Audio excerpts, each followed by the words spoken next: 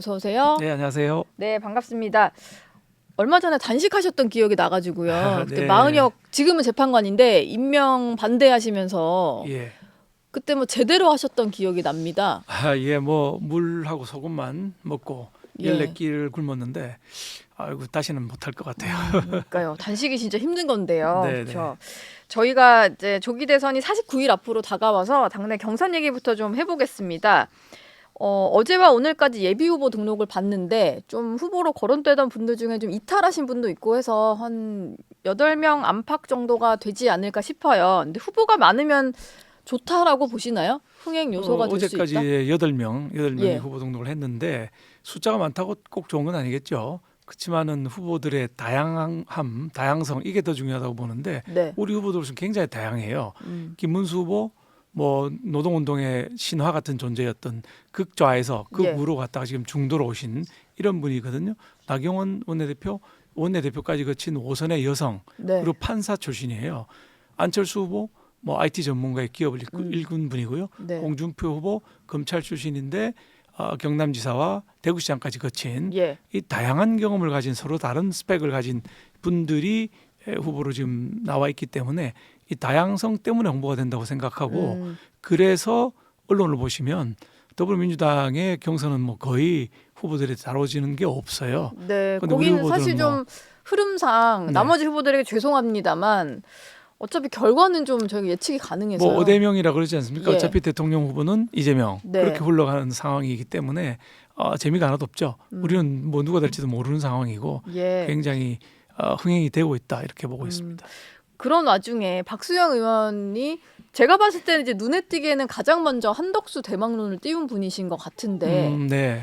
이게 당내 후보들이 지금 말씀하신 것처럼 그렇게 좋은 자원들이 있는데도 왜 아직도 결심을 못한 한덕수 총리, 한덕수 대통령 권한대행이 나서야 된다라고 보시는 걸까요? 저는 이제 시대 정신 같은 건데요. 경제가 제일 중요하다 이렇게 생각을 합니다.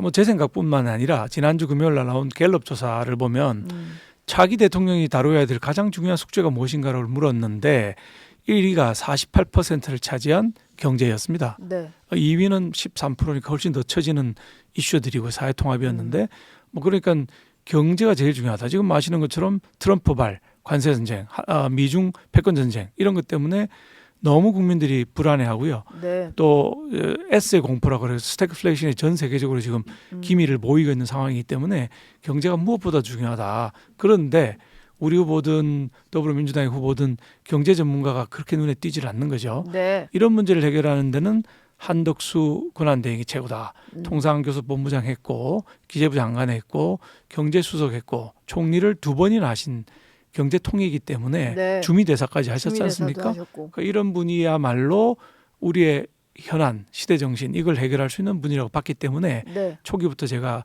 한덕수 대망론을 말씀드리고 있는 것입니다. 지금 근데 어제 한덕수 대통령 권한대행이 국무회의 주재하면서 했던 말이 국무위원과 함께 마지막 소명을 다할 거다 이런 얘기를 했습니다. 근데 어제도 그렇고 최근에 가장 중요한 것이 미국과의 어떤 관세 협상 문제다 보니까 뭐 그런 데 있어서의 마지막 소명 이런 얘기긴 했어요. 그래서 이 말을 뭐 어느 누구는 애둘러 불출마를 얘기를 한 거다라는 사람도 있고 가능성을 열어둔 거로 해석하는 사람도 있고 뭐 이렇더라고요. 근데 지금으로서 봤을 때는 좀 출마 가능성이 어느 정도 된다고 보세요? 뭐 어제 오후에 있었던 오전 국무회의 말고 오후에 있었던 비상경제 TFA라는 게 있었습니다. 이 자리에서 굉장히 소상하게 트럼프와의 대화를 공개를 했습니다. 네. 사실 관료 출신들이나 외교관 출신들은 그런 정상 간의 대화 공개를 잘 안 하거든요. 그게 사실 상대국이랑도 좀 어느 정도 얘기가 돼야 공개할 수 있는 거 아닌가요? 그렇습니다. 그런데 네. 이게 아시겠지만 30분 통화 중에 5분은 통역이 있었고 나머지 25분은 통역 없이 두 분이 예. 직접 대화를 하신 거기 때문에 네. 사실 통역 끼워서 하는 대화로 치면 거의 1시간을 대화를 한 셈입니다. 근데 그 내용을 공개를 어제 했거든요. 네. 저는 이게 굉장히 중요한 변곡점이었다고 생각을 합니다. 트럼프 관료. 대통령의 어떤 지시 상황에 대해서도 그렇습니다. 공유를 하고. 공유를 하고 네. 관료 출신 뭐 외교관 출신이면 공개하지 않을 내용을 공개를 했다. 네. 굉장히 중요한 부분들이었는데 예. 자신이 통상 전문가이고 트럼프와 직접 대화가 가능하고 이 문제를 해결할 수 있는 적임자다. 이걸 간접적으로 드러낸 게 아닌가 하는 생각을 하고 있습니다. 필요시에는 트럼프 대통령과 또 직접 소통하겠다 뭐 이런 얘기도 하셨더라고요. 네, 그렇습니다.